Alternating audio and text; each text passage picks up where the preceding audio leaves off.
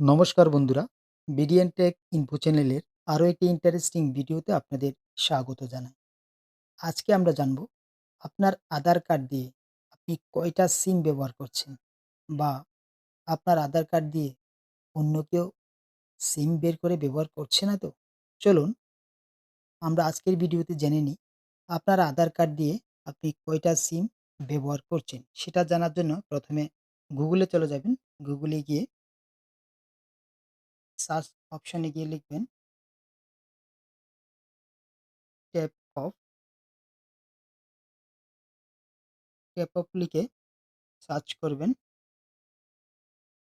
Search করার পর প্রথম যে অপশানটি আসবে ট্যাপ অফ, ওইখানে ক্লিক করবেন।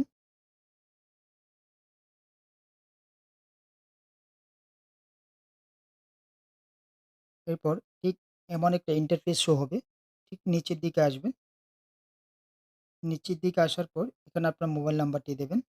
এখানে দেখুন নাম্বার এবং অ্যালফাবেট আমরা দেখতে পাচ্ছি, এগুলাকে এই জায়গায় লিখতে হবে।